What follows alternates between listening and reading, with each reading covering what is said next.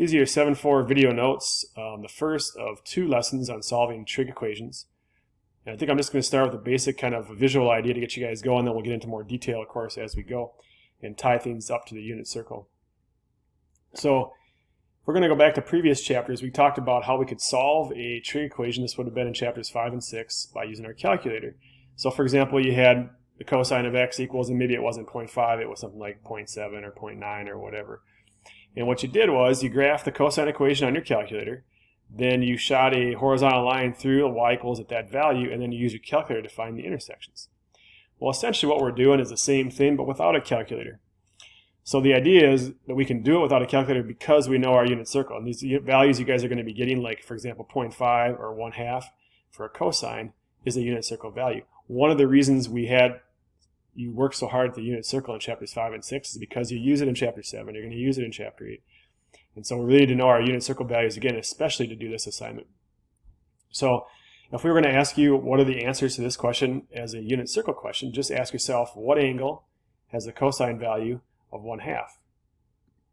And the answer to those questions would be pi over 3 and 5 pi over 3. And what you can see visually is that going on right here. So if I was looking at where that happens, if I was doing the intersection on my calculator, for example, that is pi over 3 right there, and that's 5 pi over 3. Now that's just on the interval 0 to 2 pi, which is like us saying graphically one cycle of the wave, right? But the thing about trig graphs is they're continuous, right? They're going to go on in both directions.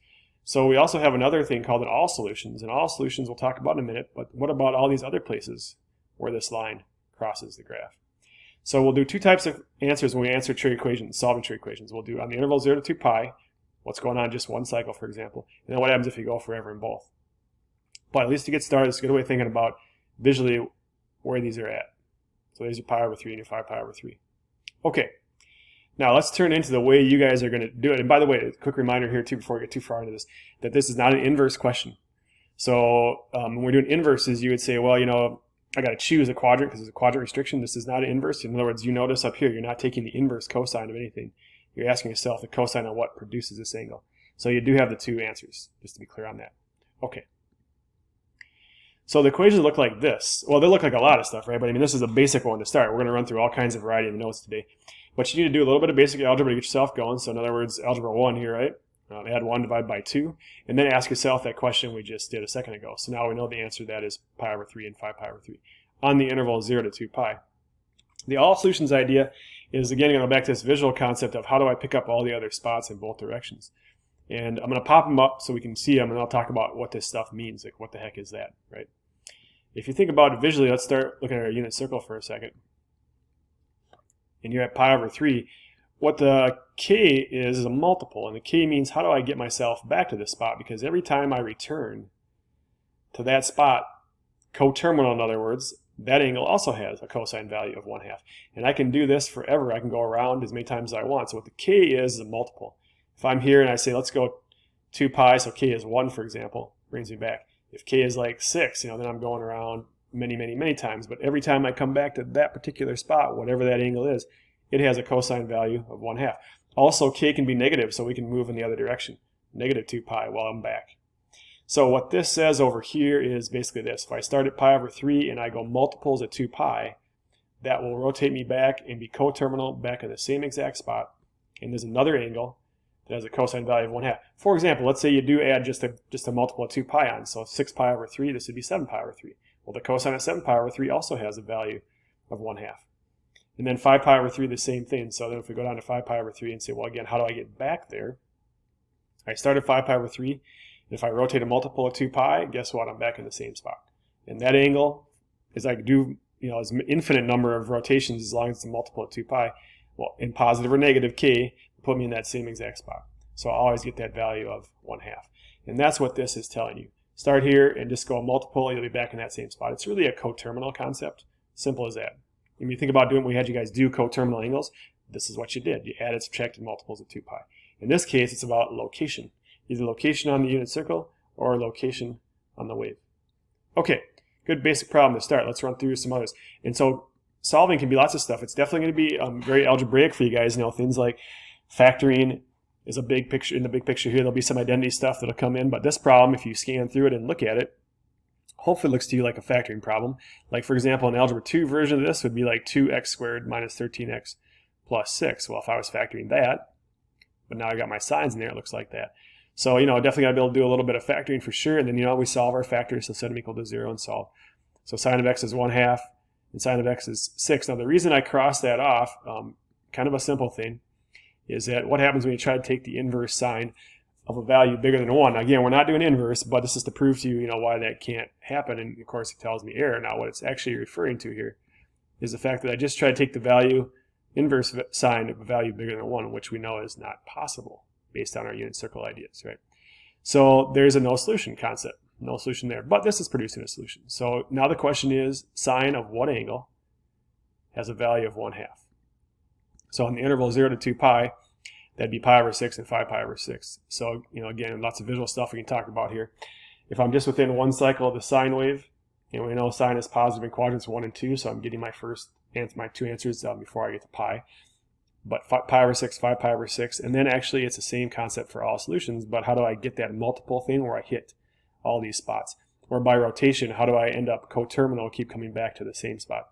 In coterminal, again, the way I come back is I add 2 pi, or I subtract 2 pi, and every time I land in that spot, the new angle has the same exact value as pi over 6. So when we do an all solution, we say start at pi over 6 and add a multiple, so k is your multiple of 2 pi, so 2 pi k, k being the multiple.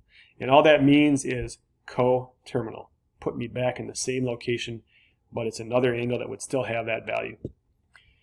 Now, there are some times where we can actually cut down the number of statements that we use for all solutions, and it has to do on whether or not the angles have a relationship between each other that's the same. These don't, so they each require an individual statement. So sometimes I'd ask kids a one statement or two, or how many statements do I need? This is 2, meaning they both need their own statement, because you can't do it in one, like one as in take care of all answers, by just doing 1 x equals. And the reason you can't is because you can't start at pi over 6. And we'll come across this later in a little bit. I can't start at pi over 6, rotate to 5 by some amount of rotation, and then rotate back and say I did the same thing. In other words, I can't say, well, add to get to there and then add the same amount, which it's clearly not. Which is why they each need their own individual statement, or we'd say 2 statements to cover all solutions. Again, I'll try to make that a little bit clearer for you guys a little bit later on in the video. So then it really just becomes, you guys working through your algebra, right? So, look at this problem, and here's a factoring problem, a little bit different style, right? Take a tangent out of each. Do a little bit of solving, set your factors individually equal to 0. Here's a secant. Tangent is 0. That happens at 0 and pi. And secant is -2. That happens at 2 pi over 3 and 4 pi over 3. Corresponding to cosine being -1/2. And then again, there's this idea of, what do I need in terms of solutions? All solutions, one statement or two. Now, this would be a good example, and tangents actually always have this going on, by the way, because tangents have the same sign in diagonally opposing quadrants. So tangent's positive in quadrants 1 and 3. It's negative in quadrants 2 and 4. And I'll explain why I can just do one statement. So I can say start at 0 and just go pi k, or the 0 doesn't really need to be there. You could actually just cover that up and say I'm just going to say x equals pi k. But why don't I have a 0 plus pi k and a pi plus pi k, like one all solution for each one, because they're separated by the same amount of rotation. It doesn't mean they're coterminal, but it means I can do this. So I can start at 0 and I can add pi, and now I'm here. But I can, now that I'm at pi, I can add pi again and I'll be right back. So what I can basically do is add pi, add pi, add pi, add pi, and I'll keep hitting those 2 spots. So because I can do that, I can actually say I only need really one statement to cover both of those solutions. So one statement in the all solution. Now, on the other hand, looking at these 2, they each need their own individual. So I'd say this is a 2 statement, but that means they each require their own, because you can't do what I just did with the tangent. In other words, I can't start at 2 pi over 3, say I'll add that amount of rotation, and then add the same amount to get back, which that's clearly not the same amount. So the only way I get back is to coterminal add 2 pi.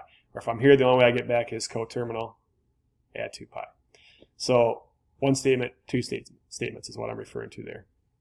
But it's mainly a lot of algebra, and then it's just you go and be able to do a unit circle, right? I can answer these questions by unit circle.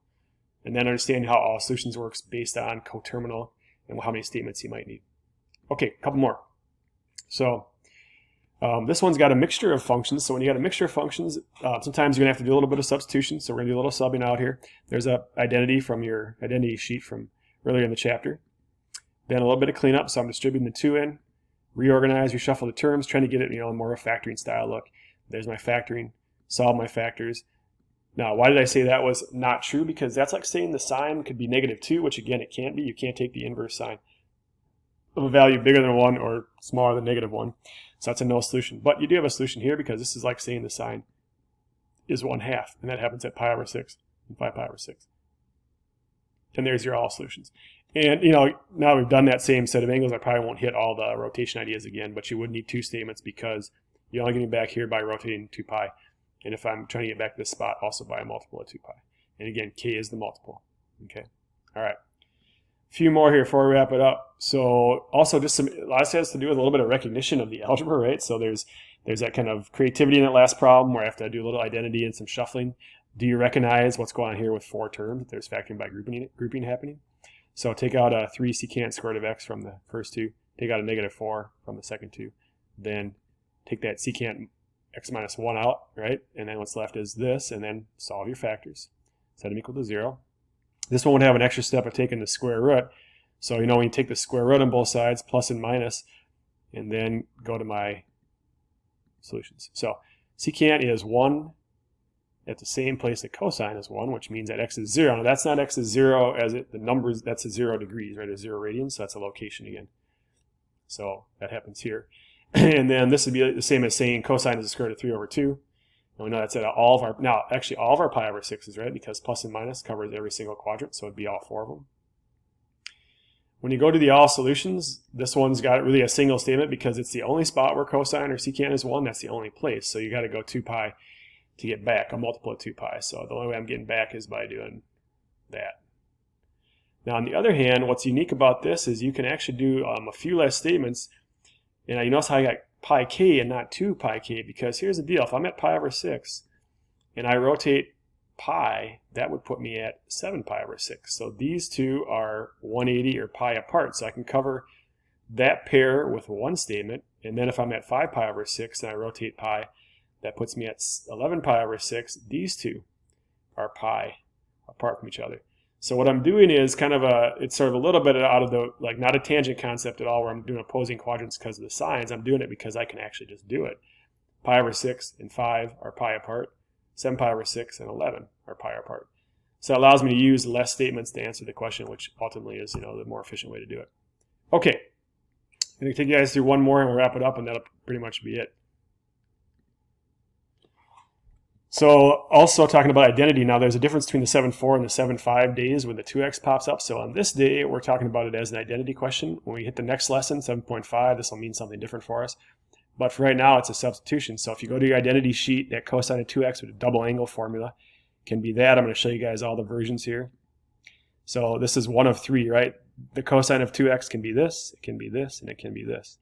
And then in here is the cleanup of the 3 different problems.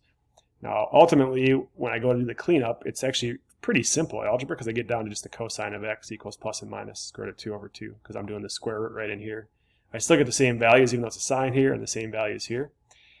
But in terms of solutions, if it's plus and minus, again, that's all 4 quadrants. Now, this is also a unique kind of statement. So for the all solutions, let's talk about why it is that I can do that. And it is because these are all pi over 4 answers. So this is plus and minus square root of 2 over 2. That's all 4 quadrants, all pi over 4s. And they have a unique connection that they're all separated by 90 degrees or all separated by pi over 2. So again, I wouldn't need to have, even though this is 4 answers, right? All 4 of these are solutions on the interval 0 to 2 pi. I don't need 4 statements. I don't need 2 statements. I can cover all 4 of them in a single statement. Now, I would tell you on WebAssign, I can't guarantee they're going to be as efficient as we are, so they may use more than one statement, but this would be the way we'd expect you guys to do it, like on a paper test. So I can start here and I can go multiple of pi over 2. So that's multiple of pi over 2, multiple of pi over 2, multiple of pi over 2. And I can go negative, of course. K can be negative, so that covers every single possibility. So all the pi over 4s, starting at pi over 4, are 90 or pi over 2 apart. This all solutions would hit every possibility that covers all of this. And then you got these 3 different options. And then, just do one of the 3.